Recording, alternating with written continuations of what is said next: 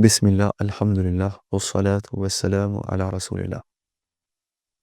Edhe sot me ndihmën e Allahut Azza wa Jall, do të vazhdojmë të hadim dritë nga një fragment i çuditshëm në historinë e Firaunit edhe në historinë e Musait. Në fakt, sot do të përmendim një hadith të transmetuar nga Abdullah ibn Abbasi, ku nuk flitet për Musain, por se flitet për Firaunin edhe për shërbëtorën e familjes së Firaunit. Abdullah ibn Abbasi na rrëfen se profeti alayhi salatu wassalam, kur ngrit në natën e Isras edhe Mirajit në sferat qiellore, ndjeu atje lart në sferat qiellore një erë të këndshme. Prandaj u drejtua Jibraili duke thënë: "Ç'është kjo erë e këndshme? Ma hadhihi ar-ra'ihatu at-tayyibah?" O Jibril, ç'është kjo erë e këndshme? Në atë rast, Jibraili alayhi salatu wassalam ju drejtua profetit duke thënë se kjo erë e këndshme është, kjo aromë e këndshme është aroma e shërbëtorës së vajzës së bijës së Firaunit. Pra është aroma e shërbëtorës së bijës së Firaunit. Hadhihi ra'ihatu mashitati binti Firauna wa auladiha. Kjo aromi, tha Jibraili, është aroma e këndshme e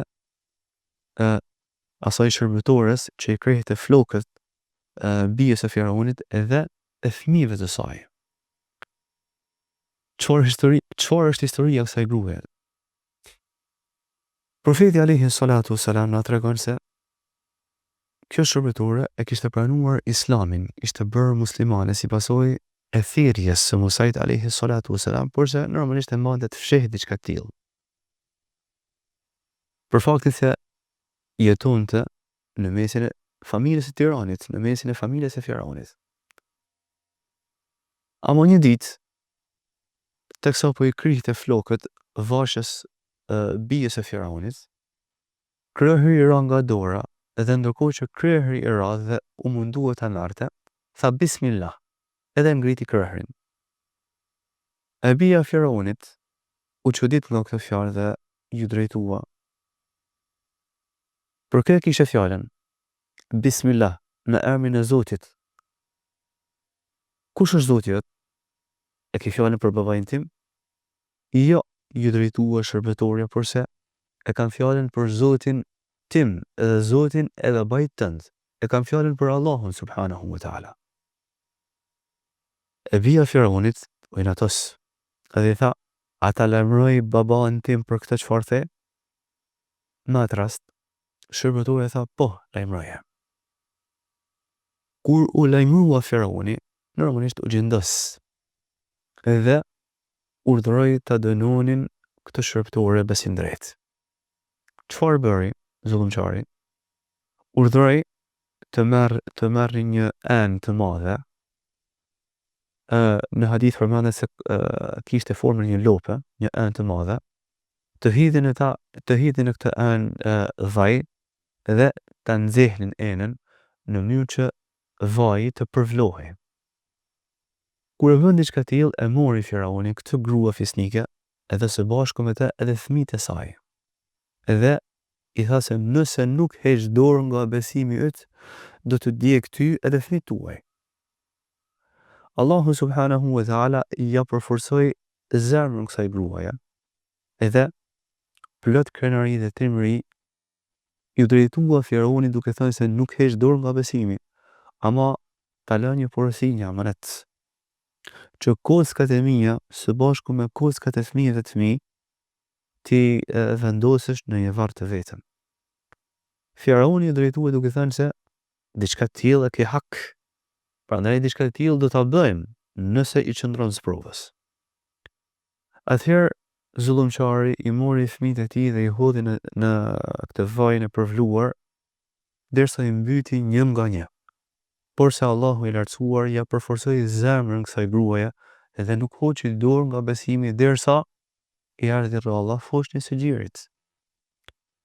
Në momentin kur ushtarët e Firaunit deshën t'ia marrin foshnjën, gruaja u trondit edhe përpaksa nuk u kthye prapa. Megjithatë Allahu subhanahu wa taala përsëri e përforcoi tashmë me një mrekulli, me një karamet. Fëmia i Xhirit, fëmia që është rëmbullt në Xhir, ishte fëmijë i cili akoma nuk fliste. Megjithatë Allahu i lartësuar i ja mundsoi të fliste edhe ta përforconte nënën e tij me këtë fjalë. I drejtuat amës duke thënë ja umma, o nëna ime, hidhu, fa inna adhab ad-dunya ahwanu min adhab al-akhirah, sepse me të vërtetë dënimi i dunjas është shumë më i lehtë se sa dënimi i ahiretit. Prandaj kjo grua me trimëri e lëshoi foshin e saj, ja hodhën foshin, madje e hodhën edhe këtë besim drejt. Për të shuar dëshirat e ligat e Firaunit, në mënyrë që kjo grua të shërbente tashmë si një shembull në mesin e obortarëve, në mesin e të afërmve të Firaunit. Askush të mos të shfaqte besimin e tij. Ndër dobi që përfitojmë prej kësaj historie, të cilën profeti alayhi salatu wasalam na transmeton në hadith të vërtet, është fakti se urrëtia e zullumçarëve, i tharëve të Sokotës për muslimanët është jashtëzakonisht e madhe. Këtë edhe i mëre, moti por edhe soti, me të vërtet i thartë e Sokotës mundohen me çdo kusht ta shuajnë dritën e Allahut subhanahu wa taala, ta shuajnë fenë e Allahut azza wa jall. Ta ngulfasin besimin, t'i largojnë besimtarët nga feja drejt, t'i tmerrojnë ata, t'i friksojnë njerëzit nëpërmjet shembujve. Por me gjithë përpjekjen e tyre, Allahu subhanahu wa ta'ala ka për ta ngritur lart fenë e tij.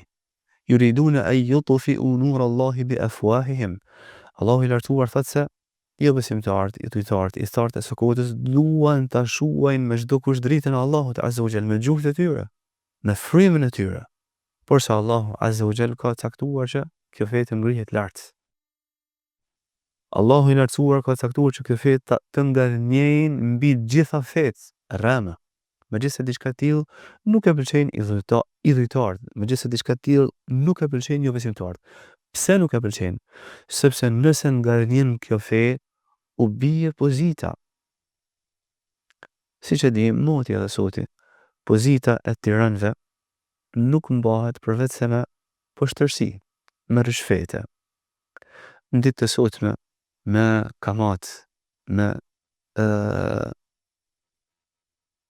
kurvëri, e shumë paturësi të tjera, të cilat ndihmojnë ta mbajnë pushtetin zullumçarëve në lindje edhe në perëndim. E nëse ngadhjen e vërteta, nëse ngadhjen Islami normalisht i venit të gjitha këto paturësi. Në kohën kur Islami ngadhjen mbi fetë të tjera, bi idhnillahi tebaraka wa taala, nuk ka më paturësi, nuk ka më rrushfete, nuk ka më padrejtësi. Në këto kushte u venitet, u largohet dhe u shuhet pozita të tjerëve. Prandaj e urrejnë diçka tillë, e urrejnë Islamin edhe muslimanët, moti edhe soti. Prej dobive që përfitojmë nga kjo histori e transmetuar nga profeti alayhi salatu wasalam është edhe fakti se kur imani i vërtet depërton në zemrat e besimtarëve, i mbush zemrat e tyre me trimëri. Asnjëherë kjo besimtare nuk u luhat, kjo besimtare nuk pati frikë, kjo besimtare me krenari e tha të vërtetën, megjithse ishte në fjalë jeta saj dhe jeta e bijve të saj. Si u arrit diçka tillë, si pasojë e dritës së imanit që kishte depërtuar thellë në zemrën e saj. Të tillë ishin edhe magjistarët e Firaunit, siç e kemi përmendur në bisedat e kaluara. I tillë ishte edhe besimtari nga familja e Firaunit, i cili e mbante të fshehtë besimin e tij. Të tillë janë besimtarët, të cilët qëndrojnë përpara zullumit të zullumçarëve në mënyrë që të shërbejnë si shembull për mirë në brazat që vijnë pas. ndoshta të gjithë i kujtohet Bilal al-Habashiu, kur Umayyetu ibn al-Halaf e torturonte në shkretirën e nxehtë të Mekkes në temperatura të larta, e rrahte me kamxhik. Për më tepër i vendosi një gur të madh në gjoks, në mënyrë që të hiqte dorë nga besimi i tij, të paktën vetëm në gojë, vetëm në të shprehur. Megjithatë, fjala e tij ishte ahadun ahad, Allahu është një i vetëm dhe i pashoq.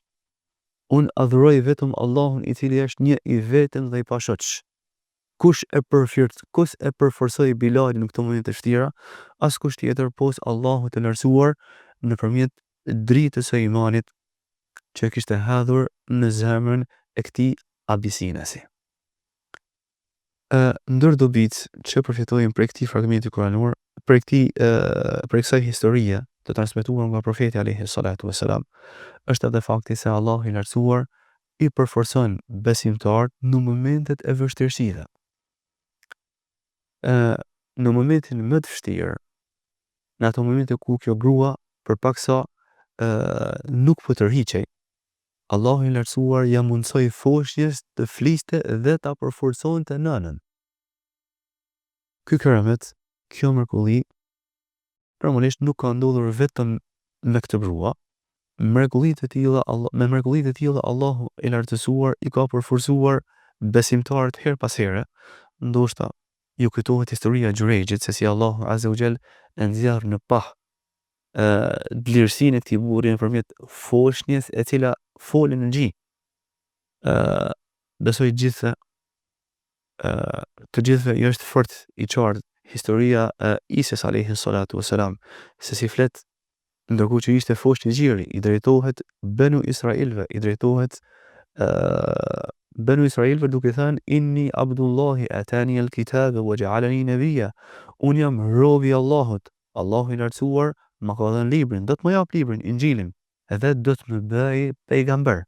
Pra Allahu i lartësuar në momente të vështira i përforcon besimtarët me keramete. Një ndër kerametet është edhe e folura e foshnjëve në djep. E folura e foshnjëve ndërkohë që janë akoma të kapura pas ziri. E folura e foshnjëve të cilat në realitet është e pamundur që të shfaqin diçka të tillë. Kështu Allahu i lartësuar i ndihmon besimtarët në çdo kohë, në çdo moment. Kështu Allahu subhanahu wa taala i bën ato shembull për mirë në brazët që vinë pas.